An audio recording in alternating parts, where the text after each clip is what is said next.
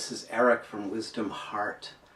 I've received a series of email questions, beautiful questions about the ego. I thought I'd make a couple of short videos responding to those questions. And first let me say that I love receiving your email questions because it's one way that we can actually fulfill the Dharma together, because the teachings are a dialogue, not a monologue. And so through questions and answers, we can actually deepen our mutual exploration of the Wisdom Heart. So please send them along. I really appreciate it. Question says, how would you define ego in your tradition?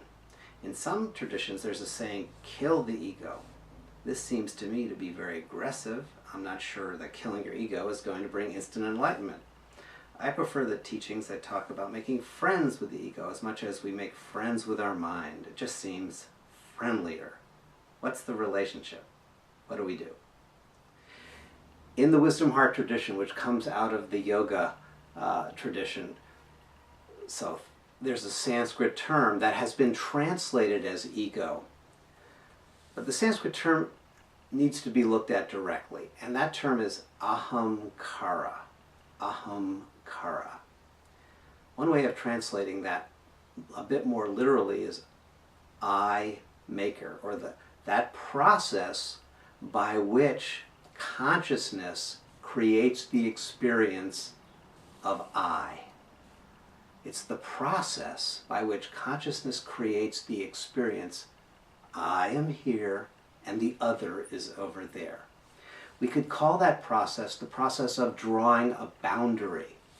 Think of it, imagine it if you will, as the process by which, if there's a white canvas, the white canvas symbolizes the undifferentiated state of consciousness itself. Without any boundaries, it's just the pure white light, or in this case, the white canvas.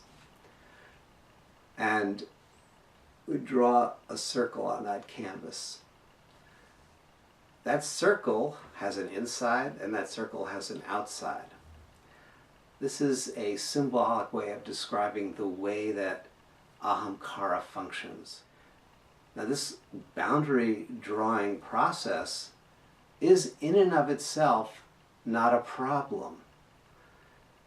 If it is an issue at all within the spiritual path, the only issue is that this boundary drawing process is being done unconsciously.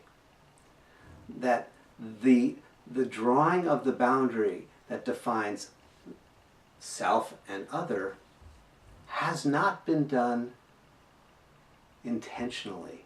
Rather, your sense of I, my sense of I, has been conditioned and has been operating primarily unconsciously. When we lose track of this process, we become unconsciously identified with the content that's inside of that conditioned boundary. I think of myself as a Jewish New Yorker. That's what I am. And therefore I have prejudice and loyalties associated with that conditioning. I am a man. Therefore I have prejudices and loyalties associated with that conditioning. You know, I'm a yogi. Oh, I've drawn that line. I'm a meditator. I've drawn that line. Therefore I have prejudices and loyalties, identifications unconsciously with the content of what it means to me to be a yogi. We can even draw this boundary line. We can create a spiritual ego. This is me. I am spiritual. And outside of that is other. Oh, those unenlightened souls. When we become identified with the content and lose the awareness that the drawing, sustaining, and dissolving of boundaries goes on all the time, when we get identified with the content, then we start to defend the boundaries. We start to defend the ramparts. We start to push back on life itself, Because remember, life is seeking to fully realize itself through and as you. And therefore, wherever you're defending, wherever you're trying to protect a boundary, life is going to tend to push up against that, so that the process of transformation, the process of awakening, the process of evolution can continue.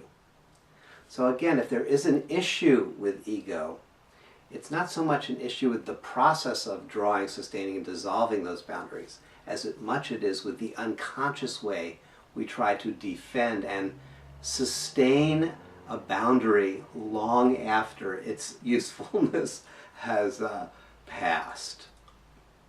And then we get into a position, kind of I'm thinking of an old American TV show, the Archie Bunker sort of mindset, where we're fighting against the changes that are occurring all around us and trying to preserve both a world and an identity whose time has really gone.